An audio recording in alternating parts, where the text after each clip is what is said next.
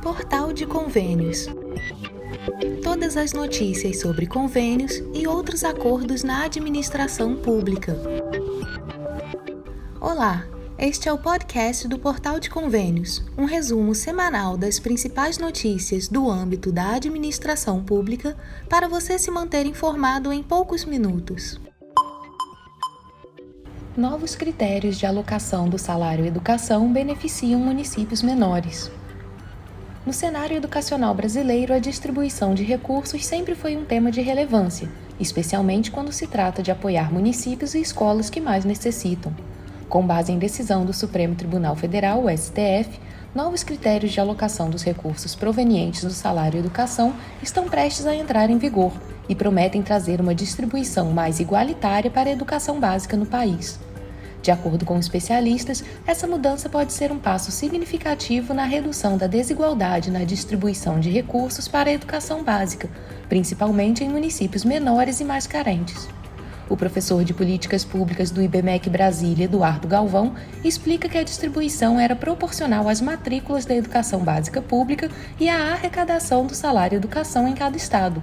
Mas com a nova regra, os valores serão distribuídos com base apenas no número de alunos matriculados na rede pública de ensino, sem levar em conta a origem da arrecadação. Segundo Galvão, a decisão marca uma mudança significativa no financiamento da educação no país. Embora a decisão tenha gerado perdas para os municípios em estados com maior produção e arrecadação do salário educação, como por exemplo Rio Grande do Sul, Santa Catarina e São Paulo, essa decisão beneficia municípios nas mais de 21 unidades da federação. A implementação dessa nova regra traz desafios e oportunidades para os gestores públicos. Os valores a serem distribuídos podem variar de acordo com o resultado do censo escolar de 2023 e a efetiva arrecadação no ano de 2024. O salário educação é uma contribuição social voltada para o financiamento de projetos e ações que se dedicam à educação básica. Ele desempenha um papel crucial no apoio à educação pública, cobrindo despesas relacionadas ao transporte escolar, assistência à saúde, programas de material didático escolar e alimentação. Em outras palavras, esse recurso é fundamental para garantir que crianças e jovens tenham acesso a uma educação de qualidade, independentemente de sua origem geográfica ou situação socioeconômica. O consultor de orçamentos César Lima explica que a decisão do STF beneficia estados e municípios menos favorecidos. Essa decisão do STF, com certeza, leva a justiça com os estados menos favorecidos e com seus municípios menos favorecidos também, uma vez que os estados mais abastados sempre estavam aí com cálculos melhores. Por exemplo, o Rio Branco, no Acre, vai sair de 1 para praticamente 11 milhões de reais, 10 milhões e meio de reais. Então, assim, é um crescimento significativo nos recursos do Fundeb, isso daí com base, claro, na projeção do próprio FNDE e que com certeza fará muita diferença aí para esses entes. A decisão do STF de introduzir novos critérios de alocação dos recursos do salário educação visa tornar a distribuição mais justa e equitativa. Os critérios antigos muitas vezes favoreciam municípios maiores e mais ricos, deixando os menores e economicamente menos favorecidos com recursos insuficientes para oferecer uma educação de qualidade. Os novos critérios visam reverter essa tendência, direcionando mais recursos para as áreas e municípios que mais necessitam. Isso significa que municípios pequenos e economicamente desfavorecidos devem se beneficiar substancialmente, garantindo que seus sistemas de educação básica tenham uma chance justa de prosperar. A mudança decidida pelo Supremo resultou de uma arguição de descumprimento de preceito fundamental proposta por governadores de 9 estados do Nordeste, que queriam uma nova partilha dos recursos. Eduardo Galvão destaca que é fundamental que os gestores avaliem os possíveis impactos dessa mudança no salário educação de seus municípios e ajustem suas políticas educacionais, para garantir que os recursos sejam utilizados de maneira mais eficaz e equitativa possível, visando sempre a melhoria da qualidade da educação no Brasil. FIES. Saiba como solicitar a renegociação. Descontos podem chegar a 99%. Desde a última terça-feira, dia 7 de novembro, estudantes e graduados que se encontram endividados com o Fundo de Financiamento Estudantil, o FIES, terão a oportunidade de realizar a renegociação de seus compromissos financeiros em termos vantajosos, por meio das instituições bancárias Caixa Econômica Federal e Banco do Brasil, conforme anunciado pelo ministro da Educação, Camilo Santana. A partir de amanhã, as agências da Caixa e do Banco do Brasil já poderão receber esses clientes do FIES que vão ter o direito de renegociar suas dívidas numa situação muito favorável. Qualquer pessoa que tem contrato no FIES também vão ter algumas vantagens para quem está adimplente com o programa. Está garantido pelo governo federal o direito de tirar o nome dessas pessoas que estão com o nome sujo no mercado, de resolver o problema. A declaração foi dada após uma reunião realizada na segunda-feira, dia 6, com o presidente da República, Luiz Inácio Lula da Silva, na qual também estiveram presentes representantes das mencionadas entidades financeiras e do Fundo Nacional de Desenvolvimento da Educação, o FNDE. O plano abarca mais de 1.200.000 devedores que poderão se beneficiar das condições simplificadas e descontos que podem chegar a até 99% do montante total de suas dívidas. Para aderir a essa oportunidade, os interessados devem dirigir-se à agência bancária responsável pelo financiamento. O montante total das dívidas passíveis de reestruturação atinge a expressiva cifra de 54 bilhões de reais. O texto normativo que versa sobre o processo de reestruturação foi publicado ainda na segunda-feira no Diário Oficial da União, viabilizando assim o início do atendimento prestado pelas instituições bancárias. Com a medida, até pessoas que estão em dia com o pagamento serão beneficiadas. Citando a lei como desenrola da educação, o presidente Lula afirmou que qualquer pessoa que tem contrato no FIES, inclusive quem esteja adimplente, vai ter direito nesta lei. Segundo ele, o importante não é a dívida, o importante é que as pessoas voltem a estudar, pagando o mínimo que for necessário. A nova regulamentação cria condições mais favoráveis de amortização para estudantes com contratos do FIES assinados até o fim de 2017 e com débitos vencidos e não pagos em 30 de junho de 2023. Os estudantes com débitos vencidos e não pagos há mais de 360 dias em 30 de junho de 2023 terão desconto de até 99% do valor consolidado da dívida no caso de inscritos no Cadastro Único. Para os demais estudantes, os descontos podem chegar a 77%.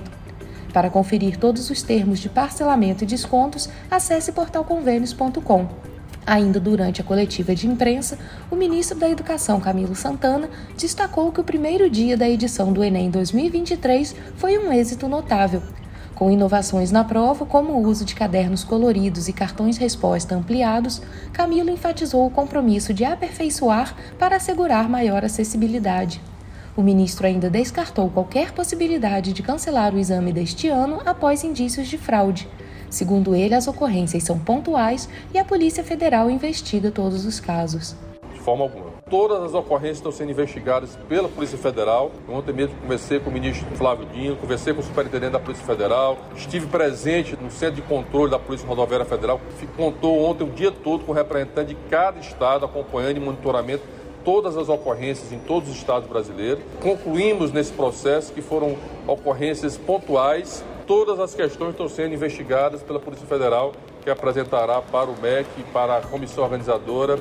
O Enem 2023 contabilizou 3,9 milhões de inscrições confirmadas, um aumento de 13,1% em relação ao ano anterior, com 60% dessas inscrições realizadas por mulheres. O Nordeste despontou como a região do país com o maior número de participantes inscritos. Durante o primeiro dia de aplicação, 905 candidatos enfrentaram desafios logísticos, como emergências médicas, breves interrupções no fornecimento de energia elétrica e problemas com o abastecimento de água. Em todo o território nacional, 4.293 participantes foram desqualificados por portarem dispositivos eletrônicos, deixarem os locais de prova antes do horário permitido, que era 15h30, utilizarem materiais não autorizados ou por não acatarem as diretrizes dos fiscais. Há ainda 15 pessoas que foram presas. Também circulam nas redes imagens atribuídas ao vazamento de provas antes do início do exame, o que Camilo Santana também disse que está sendo investigado em Pernambuco e no Distrito Federal. Os candidatos afetados por problemas logísticos durante a aplicação dos testes ou que sofreram de uma das doenças infecciosas listadas no edital terão a oportunidade de realizar a reaplicação das provas. Para isso, devem fazer a solicitação por meio da página do participante do Enem durante o período de 13 a 17 de novembro deste ano. A reaplicação das provas está agendada para os dias 12 e 13 de dezembro de 2023. Cefem, municípios mineradores estão otimistas com novos critérios de distribuição. Representantes de entidades que participaram da audiência pública realizada pela ANM, a Agência Nacional de Mineração, em outubro, entendem que o órgão está fazendo um trabalho razoável para aperfeiçoar os critérios de distribuição da Cefem, a compensação financeira pela exploração mineral, aos municípios que são afetados indiretamente pela atividade. O dinheiro da Cefem, conhecido como royalty da mineração, é arrecadado junto às empresas que exploram o setor no Brasil e é repassado mensalmente pela ANM aos municípios que produzem minérios e também aos municípios que não produzem, mas são afetados pela extração mineral. As novas formas para a distribuição dos recursos a esses municípios afetados pela atividade foram discutidas pela ANM no último dia 20 de outubro, através de audiência pública virtual, cujo vídeo foi publicado no canal que a agência mantém no YouTube. Para o secretário executivo da ABPM, a Associação Brasileira das Empresas de Pesquisa Mineral, Miguel Neri, a audiência pública foi bem recebida pelos interessados no assunto. Ele explicou que a ABPM considera justa a destinação para municípios considerados afetados pela mineração o percentual de 15% do valor arrecadado da Cefem. A ANM precisa, de fato, regulamentar a distribuição desses valores para que esses municípios possam passar a fazer jus e acessar os recursos, proporcionando as melhores condições de saúde, educação e outros benefícios sociais, ou mesmo contribuindo para o fortalecimento e diversificação da economia local dessas cidades. Com isso, a mineração contribui para o desenvolvimento local e regional de forma sustentável para toda a população. Para o ex-presidente e atual consultor da AMIG, a Associação dos Municípios Mineradores de Minas Gerais e do Brasil, Valdir Salvador, os representantes da entidade entenderam que foi muito ponderada a forma como a agência apresentou os novos parâmetros para a distribuição da Cefem. Como exemplo, ele cita o fato de a ANM propor regionalizar a distribuição dos royalties de acordo com o impacto que a atividade mineral causa no território de cada estado e cada município. Durante a audiência promovida pela Agência Nacional de Mineração, os representantes da AMIG demonstraram preocupação com a queda da arrecadação de alguns municípios afetados pela mineração, principalmente os mais pobres, que já estavam acostumados a receber a Cefem e que agora terão que se adaptar às novas regras. A sugestão que a AMIG fez é que eles criassem uma forma para municípios que perdem com novos critérios de uma maneira muito abrupta, que exista uma transição para eles fazerem uma acomodação orçamentária em cima disso. Mas fora isso, a gente achou que a forma de interpretação dos critérios da agência e o que ela está pretendendo fazer é sensato. Em vez de fazer, por exemplo, a distribuição de ferrovia por toda a arrecadação de ferrovia do país inteiro, eles querem regionalizar. Então, a distribuição de transporte ferroviário do Pará vai ser distribuída entre os municípios do Pará. Está corretíssimo. Isso é um aprimoramento. A Cefem é um dinheiro arrecadado junto às empresas que exploram a mineração no Brasil, que é distribuído aos municípios onde os minérios são produzidos. Uma parte menor dessa arrecadação também é repassada aos municípios que são afetados indiretamente pela atividade, mesmo que não produzam minérios, mas que tenham seus territórios usados para o transporte da produção. Nestes dois casos, os pagamentos dos royalties da mineração são feitos através da ANM. De acordo com a agência, os repasses aos municípios afetados pela atividade mineral devem voltar a acontecer a partir de dezembro deste ano, já com as novas regras de cálculos que estão sendo estudadas pela autarquia. Diálogo e cooperação no 4º Encontro Nacional de Municípios.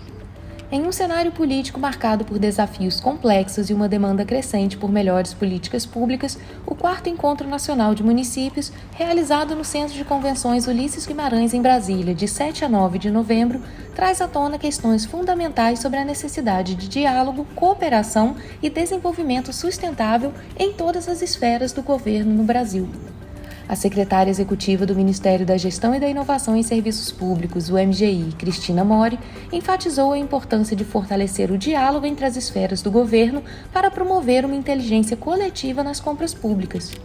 Segundo Mori, essa abordagem colaborativa é essencial para que o Estado possa fornecer serviços de maior qualidade e aprimorar a eficácia na aplicação dos recursos públicos. A iniciativa do MGI busca estabelecer uma plataforma de cooperação federativa que transcende fronteiras e incentiva a troca de experiências e melhores práticas entre os municípios, estados e o governo federal. Na sua apresentação, Mori falou também sobre a relevância da criação do MGI para o fortalecimento do diálogo entre o governo federal e os demais entes.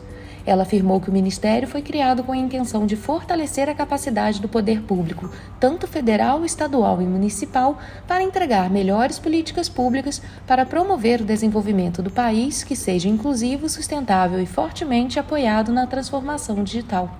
E sabe-se que isso é possível caminhando juntos. Uma das principais ênfases do encontro foi a construção de parcerias para a implementação da Agenda 2030.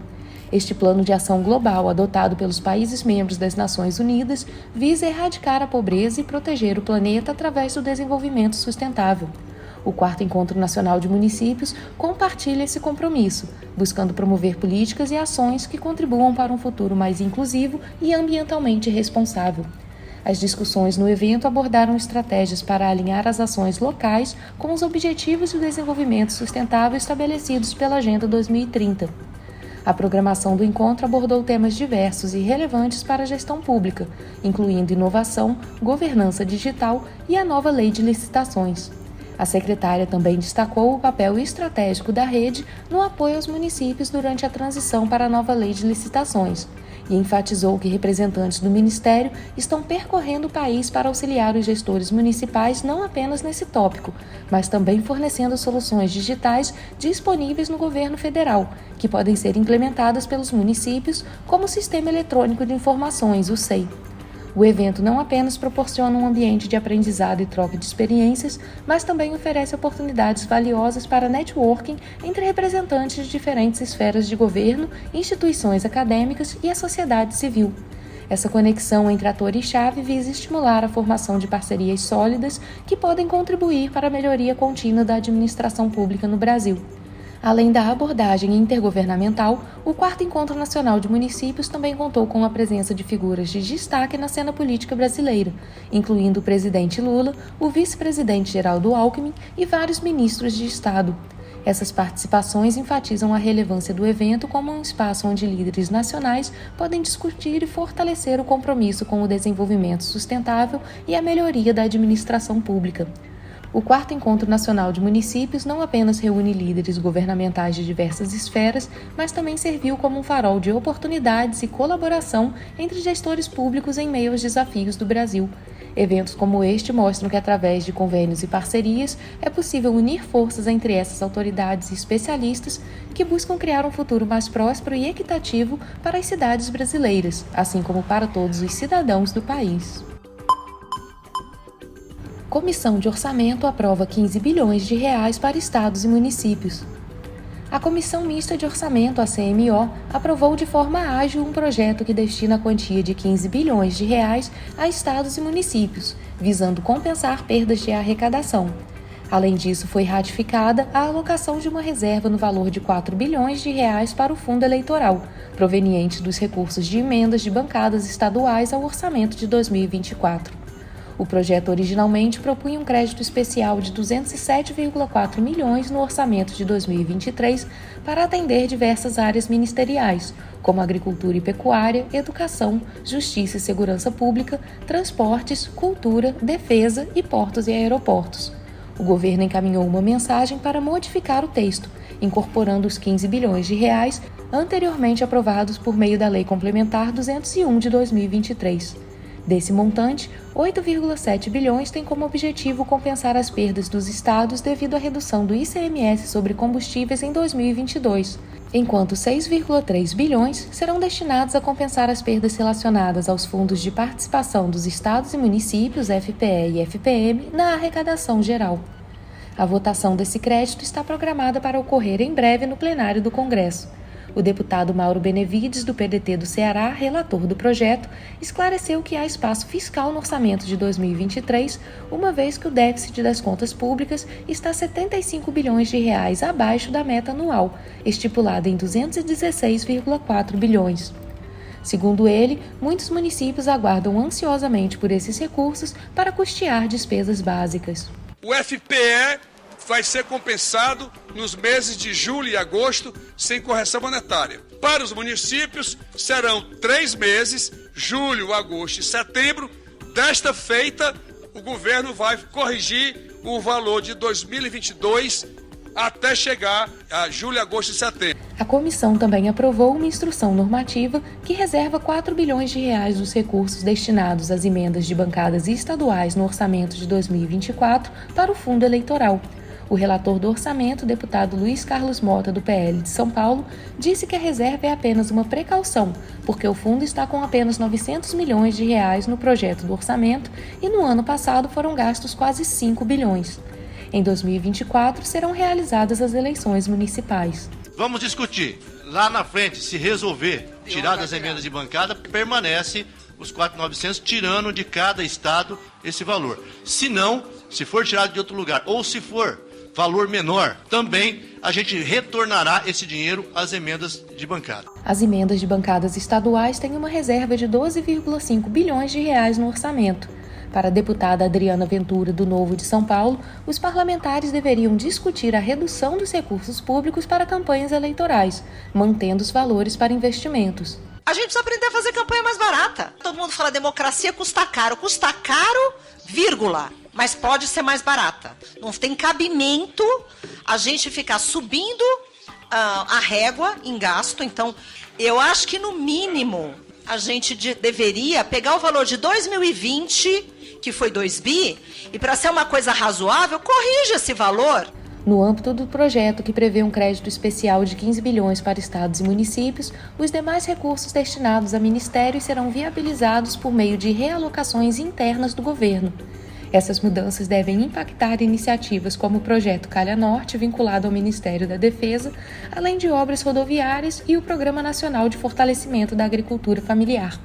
Conforme indicado pelo governo, os cancelamentos não deverão prejudicar tais ações, uma vez que estão alinhados com as projeções de execução até o término do ano. Vale ressaltar que alguns desses ministérios receberão alocações adicionais para compensar tais ajustes. Acesse portalconvênios.com e confira as ações que serão beneficiadas pelos créditos para ministérios.